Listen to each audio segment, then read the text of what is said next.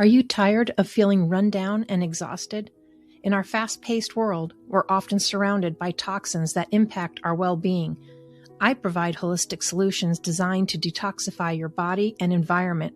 With cutting-edge AO voice scan technology, we identify the root causes of your discomfort or dis-ease, making personalized healing easier than ever. Start your transformative journey towards a healthier, toxin-free life. Because at White Sands Self-Care, your well-being is our priority. Most people aren't broken. They're just dysregulated. Chronic stress, pain, anxiety, and burnout aren't mindset failures. They're nervous systems stuck in survival. I'm Leland Holgate, combat veteran and neuroscientist, and I created the Welcome Home method to help people rewire their nervous systems with breath. Catch my episode on Mindful Mondays with Laura Cross. And to go deeper, visit thewillfulwarrior.com.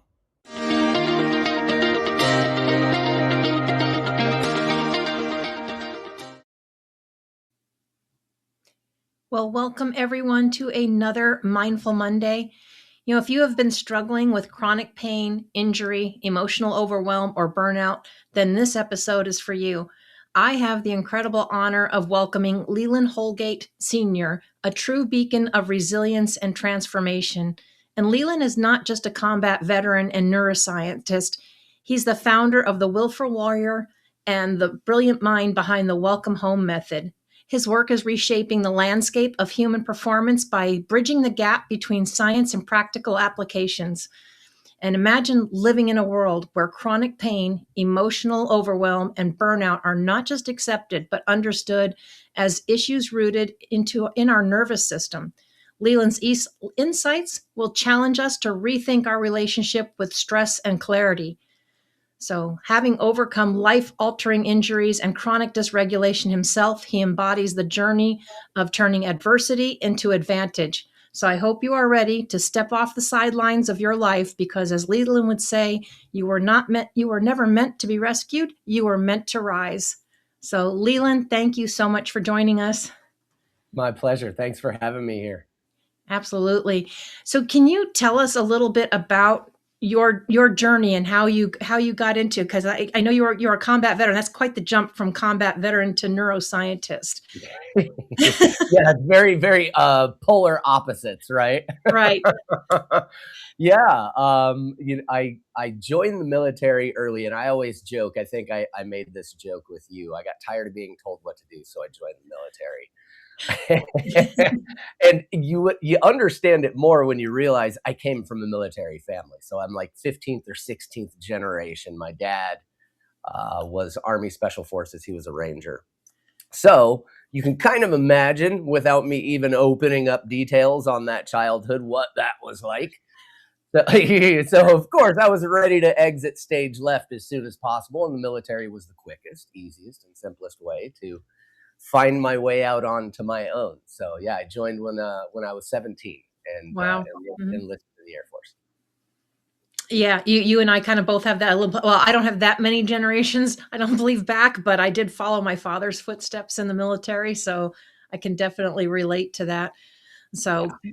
But you had some life-altering and threatening injuries, right? And so can you share that a little bit with us about that so people can kind of understand where you're coming from and how you got to the neuroscience and helping people?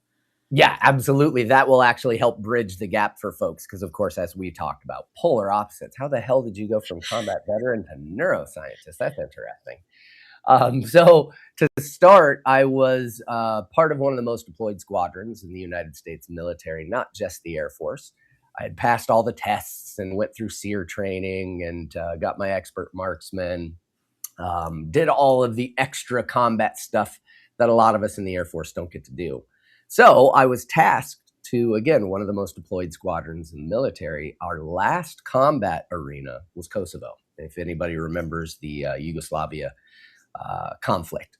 On our way out of that conflict, we were lit up or painted or targeted by what seemed to be surface-to-air missile. So you can imagine all the training that we're taught goes right out the window when you're in this big clunky cargo aircraft taking off. Like, okay, yeah, there's nothing I can do. in Right. this instance whatsoever. I'm just a passenger. So there was a lot of helplessness. And I mean, this plane was filled with the most elite you can think of, SEALs and Rangers and Green Beret, and all of them looking at me for answers. I'm like, dude, I'm in the same boat you are. Like, I don't know if we're going to make it over past the next 10 minutes or so. So when we came back, of course, you can imagine we had a lot of steam to blow off. So we got our 3-day pass when we came back from that conflict, and we went out, and we can't just do, let's go ride a moped or something. You know, I'm sure you know our type. Like, It doesn't quite hold up to the adrenaline that you're used to. exactly. Yeah. Like when you're used to jumping out of aircraft and like, you know, sitting at the edge of a cargo ramp in mid-flight, like it's going to take something getting the haunches up on the back of your neck. So we decided it would be a really great idea to grab a super fast watercraft and get pulled behind that watercraft on an inner tube. Like everybody does that, right? Eh, well, of course, being us, we had to take it to the next level. I couldn't just get pulled on the inner tube. It was this ridiculous game of who can throw who off faster than the other person kind of thing, right? So Right. here it is, my turn, and I find myself holding on to this thing for dear life. I goaded the driver, you know, you name it, called him all the names, like stop driving, you know. So of course the skips became less and less, and I immediately tuned into like, this is really bad. This is not a good idea. He cuts left, and the moment he cut left, I just flung off this thing like a slingshot, and all I remember was black as soon as I hit the water. And if anybody has ever hit the water at high speeds, it's like concrete. There's no give whatsoever. So that was it. I snapped back. Little did I know I had snapped my neck at C1, C2. So right where the brain stem, top parts, it's all the survival things, right? Heart Right. rate, you know, blood pressure, breathing, everything turned off.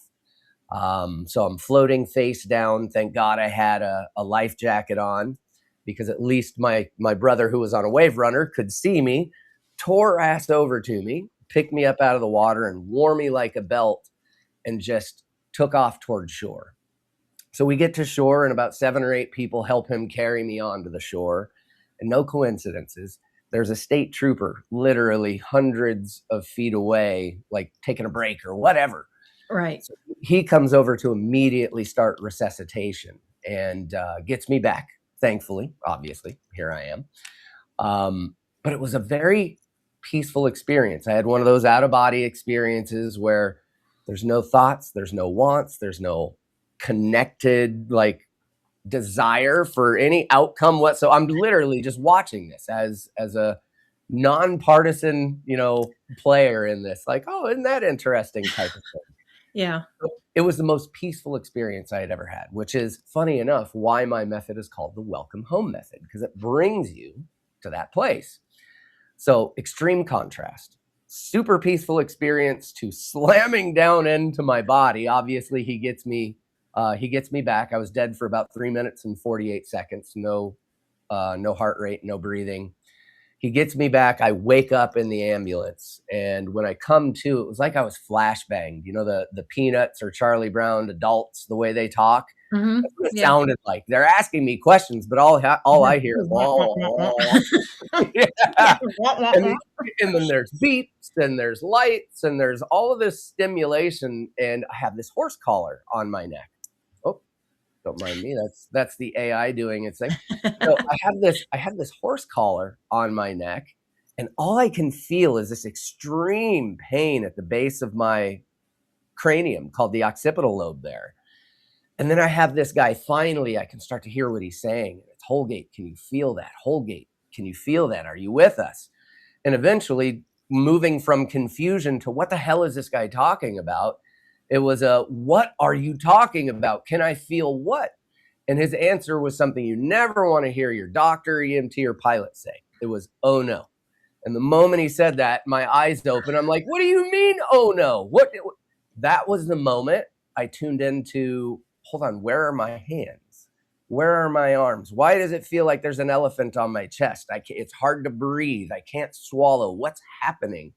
And that was when the terror set in, that I couldn't feel anything. below my Adam's apple. And that was, yeah. So it was like that extreme contrast between most peaceful experience on the planet to what the hell just happened. Yeah. Yeah. So, Wow. yeah. Yeah.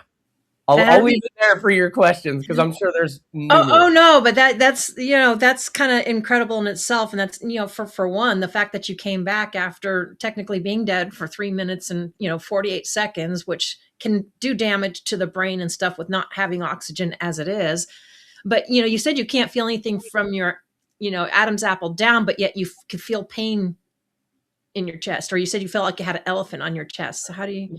Yeah, it was as far as how hard it was to breathe. Like that's that when I say elephant on my chest, I just noticed my breathing was Oh, you really labored. I okay? couldn't feel anything there, but it Right. felt like something heavy was like sitting on my chest, not letting me breathe fully. Because obviously diaphragm's not working. Yeah. All of these things that are supposed to help me breathe are not working. So I couldn't feel anything. But yeah, it was just the labored breathing tuned me into like, what the heck, man? Who is stopping me from breathing right now? Yeah, and so I'm sure because you were still active duty at the time, and we always joke around because anything's wrong with you, you go to the Air Force is here's 600 milligrams of Motrin, like that's gonna feel like that's gonna fix everything. I mean, they always just want to throw like a drug or something at you, but that would basically ended your career then. Pretty much. Yeah. It was, I mean, at that point in time, I was weeks away from going to do my Hell Week. I'd let my first sergeant know, especially after that helpless moment that we had. I was like, that's it, man. I love being a C-130 loadmaster, but I've already done all the SEER training and everything else. All I got to do is pass my Hell Week, and I'm Special Forces. I'm combat control. So I had let him know my intention about Right. carrying forward. And yeah, that was like weeks before I had my option, my chance to go, and I know I would have passed, but Yeah. that effectively, to your point, ended my career. I mean, what am I going to do after that? I don't want to. But and I know it wasn't easy, but it actually put you on a very beautiful path, I would say, that you have now. So kind of directed you to a new path. But maybe you can tell us a little about that because I know other people struggle because we know I call it a sick care system. You can call it healthcare. I call it sick care system. It is. They always want to throw drugs, or it always seems like doom and gloom, and no one looks like at the whole body. Yeah. Now, you were paralyzed, right, from Yeah. the neck down. Obviously, you are not. I know we haven't had you stand up, but you are there. There is nothing paralyzed about you. You stand up, you walk, you function. How did you do all that? What was that Yeah. like? Yeah. And to your point, yeah, sick care system. It is not healthcare. One of the things I'm studying right now, finishing my master's in biomedical neuroscience, and then moving into a doctorate in neurochemistry. And this reason was my push into this, because when they came into the room, you can imagine the vacuuming of hope that happened from these so-called doctors and medicine practitioners. Like they just basically gave me everything I did not want to hear just shy of my 20th birthday. You can't fix nerve tissue.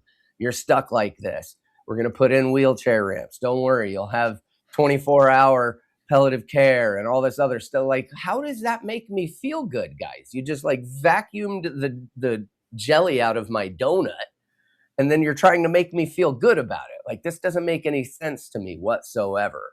So after finding out my condition, of course, finding the contusion on the upper spinal column, which is a bruise for those that don't know that term, was about silver dollar size. So it makes sense why everything shut down. Breathing, everything shut down. And as far as back in 1999, neuroplasticity was still a baby inside of neuroscience. They were still convinced there's no such thing as neurogenesis. The nerves you're born with, the nerves you get, once they're gone, that's all you get. Thank God that is not the truth. I promise you that is not the truth. You're living proof, and yeah, that Yes. frustrates me too because I've heard doctors say that no, once your nerves are damaged, that's it. And I'm like, yeah, no, you can Doesn't work. regenerate them.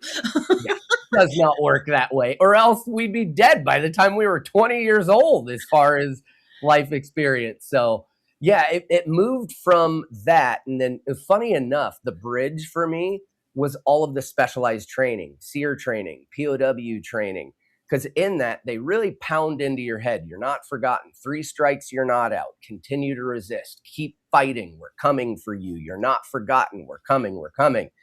All of those things were kicking in as this doctor is trying to manage my life expectations and telling me what's possible. Well, finally, I'd had enough. And right about the second, almost third day, I just yelled at the top of my lungs at this guy to get the hell out of my room. Because the last thing I need right now is limiting speeches and beliefs. And I don't want to hear more about the ramps and special chair you're going to get me and all these. That does not make me feel good right now. I'm still stuck in this. What the hell just happened to my life?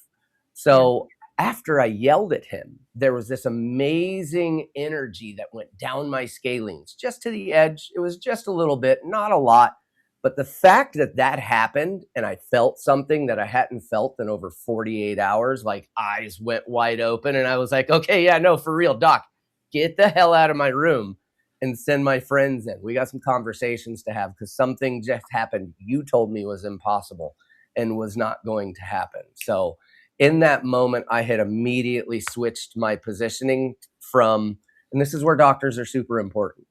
They are the authority. As far as I was concerned, this guy knew what he was talking about. I did not until that experience happened. And then I knew for a fact he was full of trash and garbage and it's programming and there's more possible here than what he tells me is possible. So when the student is ready, the teacher shall appear moment. The physiotherapist that they had assigned to me was the one male PT back in that day and age, which already is a very small number. And then he was also an Ashtanga yogi. So he taught Ashtanga yoga. And all of yoga, no matter what, and I've gone through my yoga training as well. I'm also a teacher trainer now. It's all 95% what we call pranayama, breath work, mindset control, so you can control the life force of the entire body and organism. Well, he walks in and starts giving me my first, what's called Bastrika inside of yoga. It's a very similar to like the bellows breath for those that have done it, like a breath of fire, or those have done Wim Hof, which is a Tumo style breathing, very similar to that. Okay. So I followed his lead and I went through this thing, even though you can imagine at 20 years old, when dude walked in and started talking about yoga, I was like, man, if I could move my legs right now, I'd kick you. I'd kick you in the throat, yoga. That's hilarious. Wow. Who sent you in here? This dude, that was a funny joke. But, finally, all of what he was saying made sense to me. So I let him take me through my first breath expression. And when I held my breath, which is called a kumbhaka or a hold inside of yoga, bing, zoom, I was back in that place again. It was just elation and peace and no worry or concern. I mean, it just felt so peaceful and amazing. And then when I had landed back into my body, I started having just these little like jolts of static electricity in the very top part of my chest. And again, my eyes flew open and I was like a 5-year-old with him, who you did the airplane with again. Like it was immediate. I was like, let's do that again. And he took me through another round. And again, these little hits of static electricity in these areas I could not feel and was told I would not gain back. And that was it. As you can imagine, I dug in like a tick on this breath work. I had nowhere else to go. What else was I going to go? Stuck in bed, getting fed. And, right. So yeah, that was for me the connecting moment. And of course, there's more that led me down the neuroscientist path, neurology and epigenetics and all these other things. But that was the connecting bridge for me that, hold on a minute, something as simple as breath can bring back nervous function, can elicit neurotransmitters and neuromodulators inside of your body. Oh my God. Okay. You just like introduced me to something that's going to change my life. And it did. Within probably the first 50 days, not even 2 months, I had 60% of my upper body back. I wasn't able to like really get fine muscle function back, but still I was lifting my arms. I was sitting up and doing all of these things, blowing the doctors away for one. And then for me, it just pushed me to further move into this. So within 2 years, I limped away from that and I just didn't stop learning how to connect the dots between the East and the West, right? Science meets soul. Like they've been doing this for thousands of years. How does that work though? I need to know how that works. So that led me here. Yeah. And it's not necessarily that doctors are bad. They know what they know. They're specialized in what they do, and it can be helpful. But I guess the thing, and you and I talked a little bit about it once before, the incredible thing is how much you were drilled into on how to survive and how to do this and how to fight. Yet here you have a medical professional that essentially just kind of gave up and was just trying to tell you that just to accept that this is the way it is now. Yeah, they were trying to like they were giving me an opposite story of what I had already been trained. Like, whoa, whoa, whoa, hold on, this doesn't compute for me. Yeah, it's like, and I've seen that happen with, friends of mine and stuff where they do this and they just say, oh, well, eventually you're going to be in a wheelchair. Let's put a ramp in front of here. Let's do, why do you want that in your mind and look at Right? this ramp all the time when you're still functioning? Why is someone not focusing on, hey, if we can change a mindset, breath work, there's other things, right, that we can do to improve our health. But Exactly. Exactly. And that's where I think one of our conversations that we've had, and I love what you do because it's the same thing for me. Let's take the whole organism, including mentality, into account when we think about this thing we call healing, which is all a journey, right? If mhm, I'm not taking your psychology into account and making sure that I at least give you some sort of encouragement, well, then I'm not helping you heal. I'm not leading you down the path that's going to best serve you because I'm giving you limitations to automatically overcome, like you said. right. Yeah. How am I going to teach you how to walk again while also saying, let's just make sure the wheelchair is there in case? Hold on, what? Yeah, I'm like, that's like saying, "Hey, look, this is where you're going." It's like, "No, that's not what I wanna focus on. This is where I wanna go in the opposite direction." Exactly. I want a life without wheelchairs. Can we like work on that? Yeah, yeah. Well, and you mentioned it with mindset and stuff. So you had the feelings of frustration. I know yoga was getting it. What strategies helped you to rewire the mindset during that process? Did you have particular strategies that were helping you change that? At that point in time, I hadn't. And funny enough, you know how of course there's pieces to the journey that drop in. At that point Mhm. in time, I hadn't let the mental or psychological aspects of yoga fall onto me Right. yet. I was so young that I found this new shiny toy that was helping me get my body back. So I focused on all of the physical sides of things that I could do to get it back. So I inevitably, after getting back up on that, I still had the childhood, I still had combat and all these Mhm. other things that I had to deal with. So I went through a bit of my own messy middle, alcoholism. I went down the typical psychiatric path that they put us on in the military. You know, hey doc, I can't sleep. I'm smelling, I'm hearing everything from my experience, and I can't let it go. So that eventually I found myself on 13 different medications and benzos and the whole thing turning you into a zombie essentially. So yeah, it took a little bit to come back from that, turn me into inevitably, as it does most, a drug addict and an alcoholic because I just got so used to numbing. What could I do to numb this?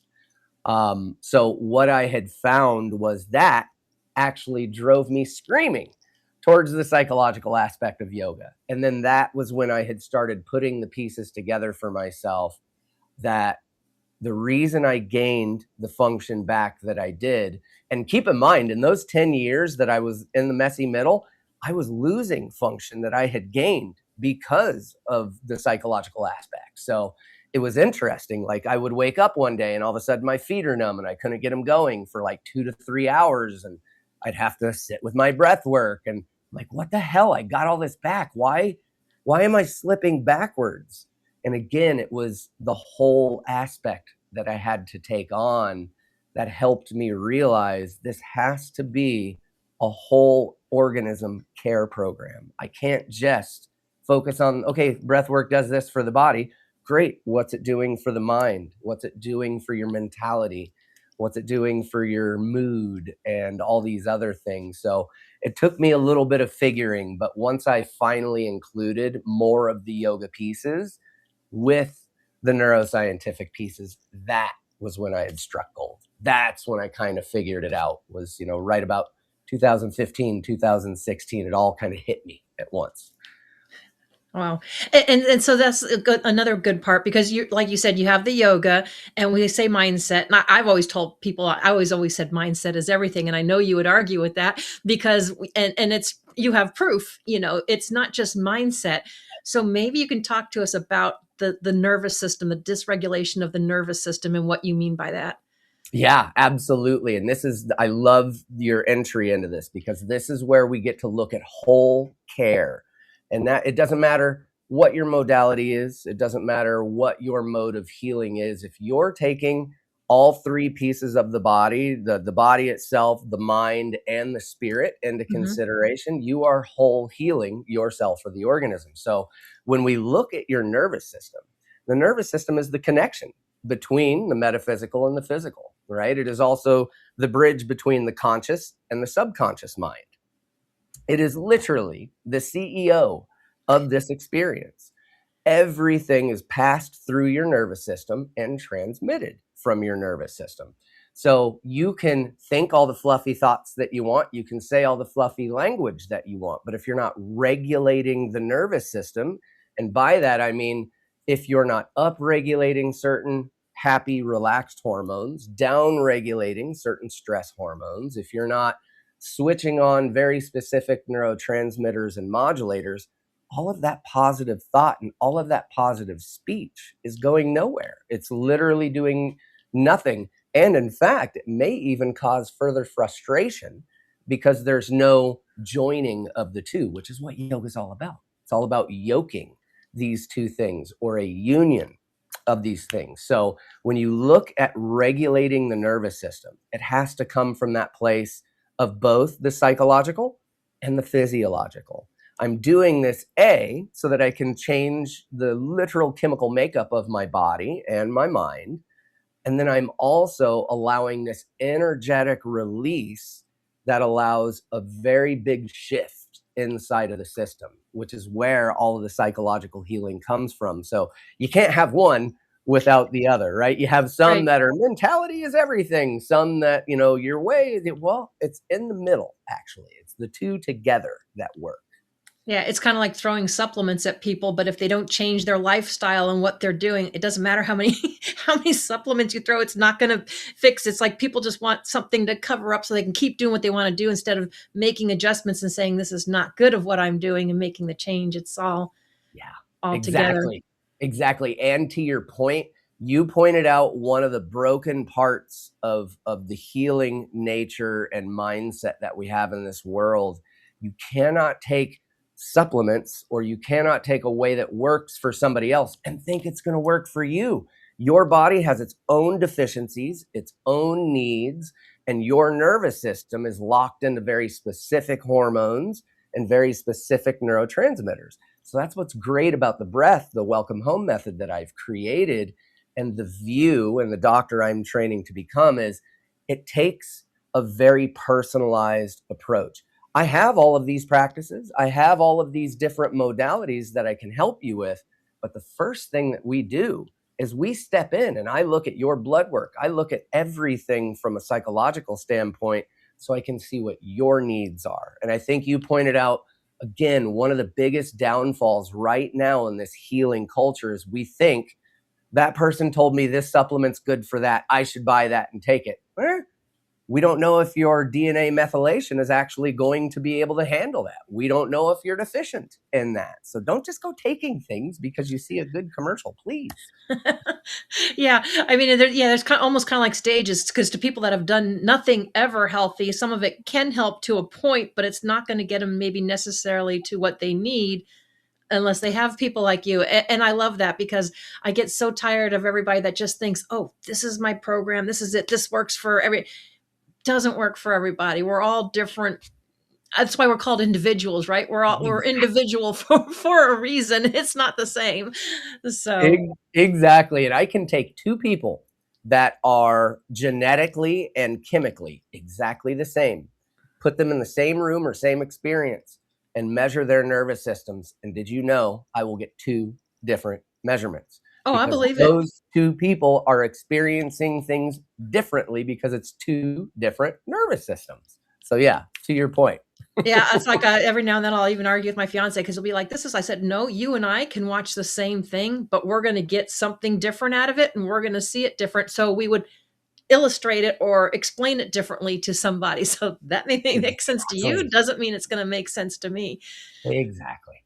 Yeah. Now, your welcome home method, it integrates the modern neuroscience with ancient practices. So, Yeah. how do you find the balance between those two worlds and what insights have emerged from the integration of them?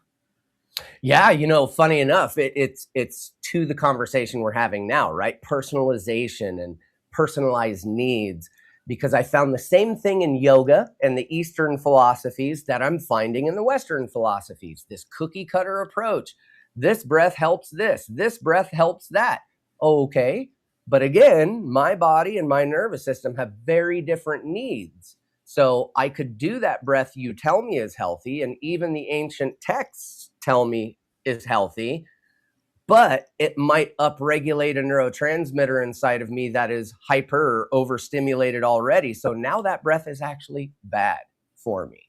So very similar to nothing against Wim Hof. For all of you that love Wim Hof, I trained under him, amazing individual, but I have had to pull our combat veterans off of his methods several times because that is something that is very healthy. However, if you're not psychologically sound and in a good mental state, that can create a psychotic episode inside of somebody who's already overstimulated because it's a very overstimulating breath. What do Yeah. you know? So, with the welcome home method, what I did was I spent a good 10 years of my research and study taking everything from the Tao, the Vedas, Patanjali's sutras, all of these ancient texts, and pulling all of these different breath modalities and healing modalities out of them, and then taking and experimenting with specific patterns, timings, holds on the top, holds on the bottom, which do very different things inside of the body neurochemically. And in that, I found, okay, all of these things they're telling us are true, but they were not meant to be taken literally, as we talked about, as a cookie cutter approach. You can't read the Veda texts and then tell somebody else, you should do this breath, this pose, and this pose, because it's going to be great for you. You have to make sure that person actually has a deficiency that breath is going to help. And that's what the welcome home method does. It is hands down, of course, I'm very biased, it's the only breath work method in the entire world right now that actually takes the person at their needs, at the place where they are right now, and matches them with the proper breath techniques, the proper amount, the not just the timing, but also how often. All of these things have to be taken in. So Mhm. that's essentially what I've done with the welcome home method, and what my research moving forward is going to be is specific patterns of breath, where it's coming in, where you're holding, can literally change the chemical makeup of your body. So yeah, it's got to be very personalized, as we're talking about. Like the East is not immune to what we're our discussion. Like you can't just cookie cutter yoga's going to work for you. Yes, and Right, right. Yeah, and to me, you have like the perfect resume and background for it. I would imagine, do you find yourself, do you work with a lot of the combat veterans? Because I know they struggle a lot. I know I have another gentleman that I work with or help support, because he'd like to see the veteran suicide, go down. And again, it's the psychology, but since you've been there, you've lived a lot of it. Because I know they're a very tight knit group. And unless you've kind of experienced it, they don't really open up and talk about yeah. it.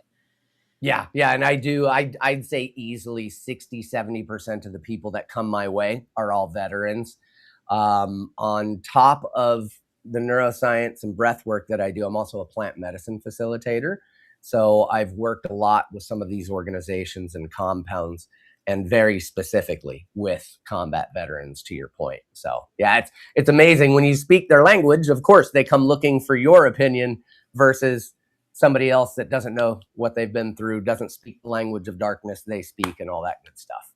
Yeah, that was something I learned when I was back in Colorado, because they had like the Phoenix Foundation, and there was, the fact that you were military, okay, could kind of get you in the door. If you weren't military, forget it, you weren't even going in there. But they're still more open to people that were more in the field and what they do.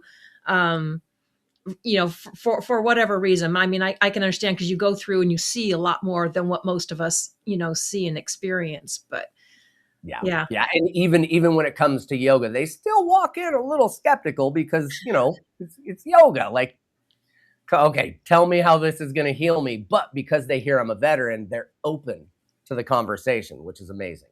which is why I like people to and share their journeys and their stories, because at least that way they have a better understanding that, oh, wait a minute, this person's lived through something similar to what I've done. They can resonate with what I'm feeling or what I'm going through. Exactly. But yeah. Can Yeah. you share maybe a specific success story that profoundly impacted you during your work with the high Oh my performers? Yes. Oh my Lord. One of my favorites, and he is not a combat veteran per se, but he Mhm. is a police officer in the UK. So first responder, very similar mindset. You sign up to protect people and Yep. sometimes put yourself in harm's way and all this other stuff. So Eugene is was was suffering from primary progressive multiple sclerosis. And for those that don't know anything about MS, it is a neurodegenerative autoimmune condition that starts in the gut, and immediately your immune system essentially attacks your nervous system, starts to eat the myelin sheath, that protecting, the protective cover, kind of like the plastic over your wiring. That's what our nerves have. It's a myelin sheath that protects everything, and that condition eats away at that myelin. So, of course, they start to lose a lot of function, walking, all these things. So, he's been 14 years on this journey now. And for 10 years, it was a very 4-year slow losing the ability to walk, finding himself in a wheelchair. And then at a certain point, he couldn't feel anything below his belly button for about 10 years. October 2024, he found the breath work. He found myself, and just like me, dug in like a tick. I love this guy so much because he would just hit me up every day, like, oh my God, I feel this. Oh my God, I feel this. Within the first week, he was already feeling and moving his toes, which he had not done in over 10 years. He was experiencing pain and pressure in certain areas. And people might hear that and think, oh, that's bad. No, he's experiencing pain and pressure in areas he has not felt for over a decade. So it's a very good thing. It shows things Right. are coming back online. All the way to his year anniversary, he was in the middle of my 12-week training course called Awaken the Warrior Within, which is where I lead people through. It's a complete reset of the subconscious mind, rewiring of the nervous system completely. And after that program, walked up his own stairs. Messy. And I told him, it was so funny how he tried to down on it. He was like, I was a mess. I was leaning on walls. I was like, Eugene, stop right now. Quit it. I don't care how messy or if you fell over several times. You just walked up the stairs for the first time in 10 years. Let's just take a minute and celebrate that. All the Yeah. way to the point now where he has gotten his dye tests and everything else, zero symptoms, zero involuntary spasms. His doctors list him as, a miraculous healing, like they always do. They don't know how to explain it, so they just call it miraculous. Hmm. Yeah. Wow. And No, that's there's incredible, so because many more stories like him. Oh oh, my I, God. I know there's so much possible. So that kind of brings the other question. What's the most common misconceptions that people have about healing and self mastery? That it is linear, that it is like this, and I move from here to here, and I'm going to get whatever I'm looking to get out of this whole situation, which allows you to really find suffering in your healing journey because it makes you feel like if I don't reach that next level, I'm failing. And there's many times during your healing journey, you're going to gain some ground, you're going to lose some ground. That's called healing. Mhm. That's actually how the nervous system regulates. You can't always be on, it has to also be off. We have a sympathetic and a parasympathetic. So in the healing journey, the one thing I remind people constantly is this is a dance. Look at it as a do-si-do. You're going to take 4 steps forward, 5 steps back, 5 steps forward, 2 steps back. It's going to be a process, but I promise you, if you stick with it, you'll notice, just like the stock market, even though it goes down, it is consistently going up, even during its downtime. Right. Yeah, yeah. Everything has its ups and downs, but if you don't focus on, the downs, you can still say you're still gaining momentum, which again, there comes in the mindset part, right? Because we're always good at beating ourselves up and focusing on the negative, but when you focus on the positive, you celebrate those wins. Yeah, definitely a little more hopeful. Yeah, I like to call it, one of the things I remind my clients is, don't should on yourself, okay? Don't should on yourself. I should be here. I should be feeling that. No. That's the way to create suffering and to make you feel like everything that you've done over the past whatever, if it's been Right. a month or two, like you've got a month or two of focused work on yourself. Let's celebrate that. Yeah. And if I remember correctly, because I've watched one of your YouTubes, you also had another challenge thrown at you as Oh, well. yes. Yeah. So, I mean, I've had multiple, cancer Yeah, I was was gonna say the big C there, because as I know yeah. a lot of people get hit with that. Yep. Yeah, that one was 2016. In fact, it was a month after my father was one of our, it was 22 a day suicides back then. Now it's like upwards of 44 to 50 a day. It's mind numbing. But he was one of our suicides. And a month later, I noticed there was extreme cramping, bleeding. Like, what in the hell is going on? I'm one guy, I'm sure there's other, that can actually say, I understand what you ladies are dealing with on a monthly basis. Like, oh my Lord, how do you deal with that once a month? Because even just dealing with it like I did, Mhm. it was debilitating. Like, it just felt like somebody was doing the Indian rug burn inside of my intestines type of thing. And so yeah, that was about a month after Dad's death by suicide, and I was diagnosed with stage 2 colon cancer, 1.73 centimeter tumor inside of my sigmoid colon. And you can imagine, of course, same thing.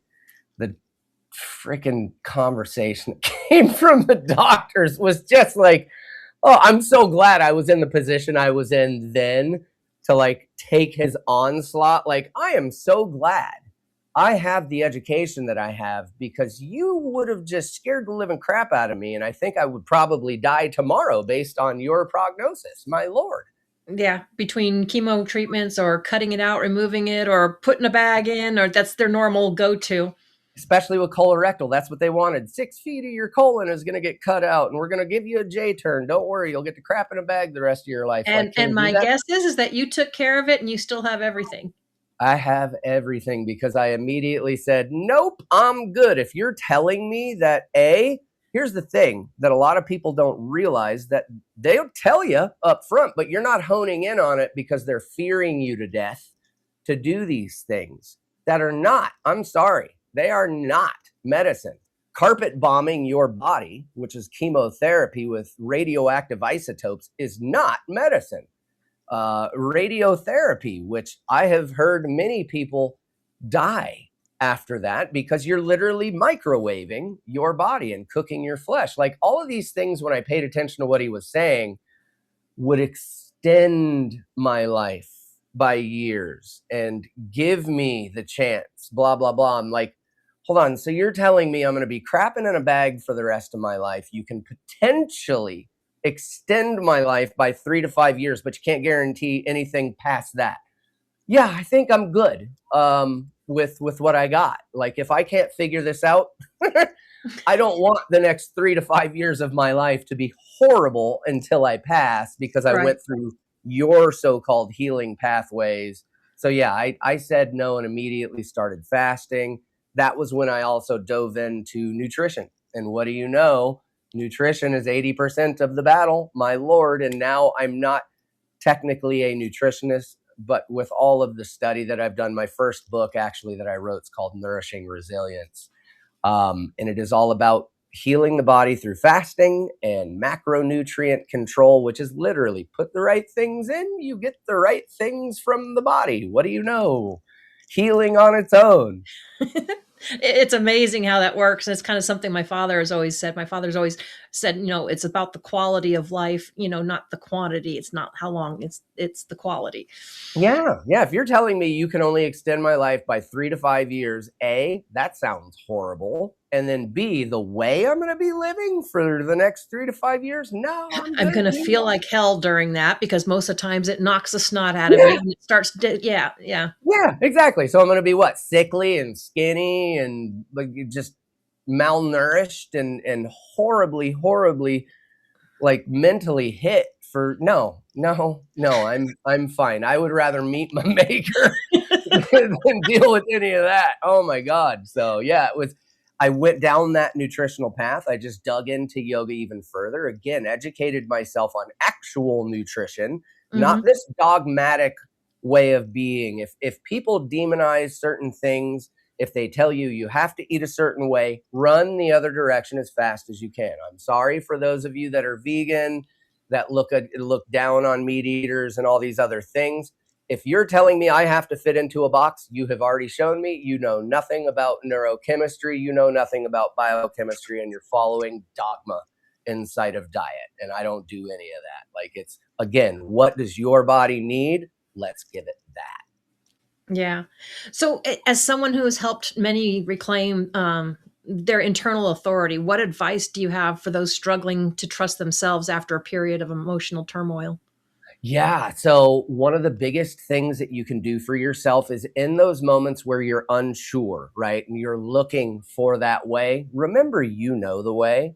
Your heart, especially based on everything we know now, 31 years plus of Heart Math Institute research, the new emerging science called neurocardiology.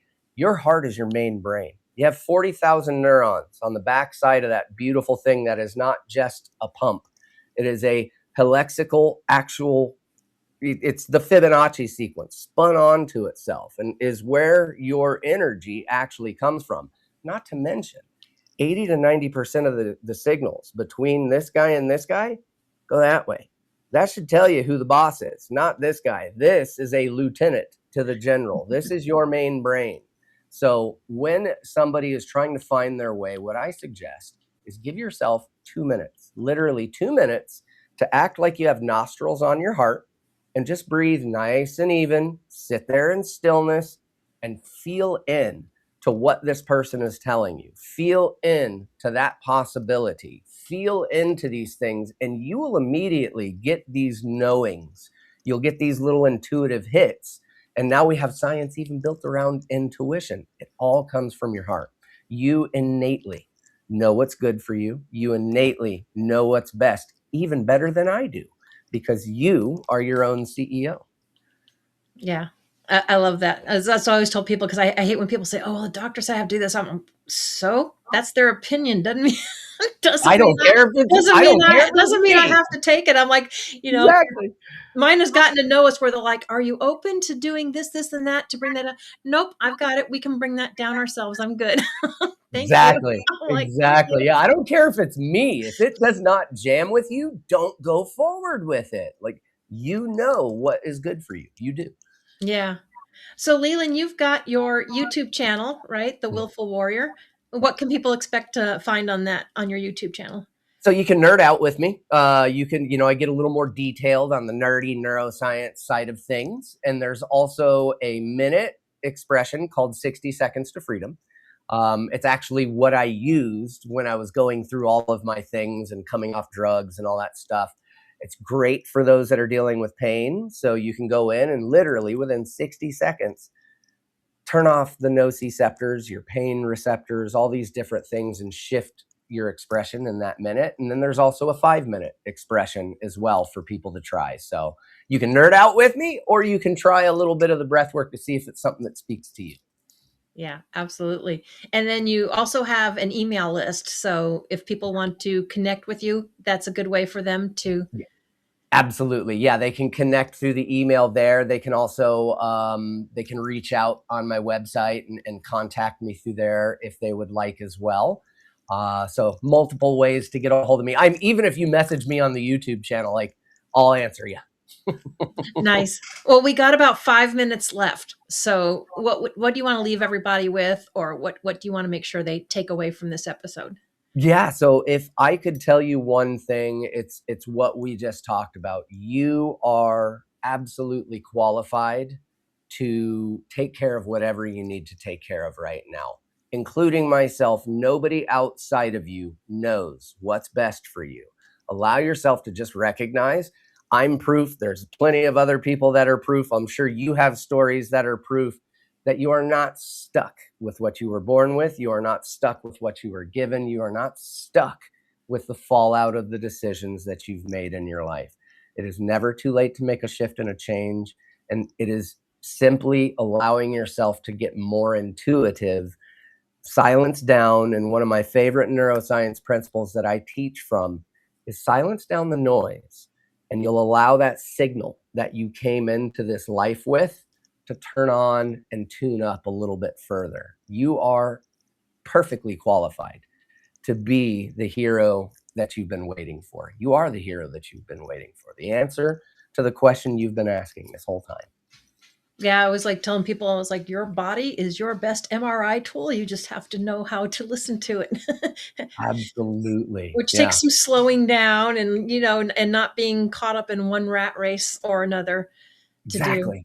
Yeah, exactly. Don't jump from one frying pan to somebody else's frying pan. Like, just allow yourself to calm, settle, tune in a little further, and I promise you, you know which way to go. Yeah. So do you offer also like a free consult and stuff I to do. see if you're going to be a Yeah. good fit with the people?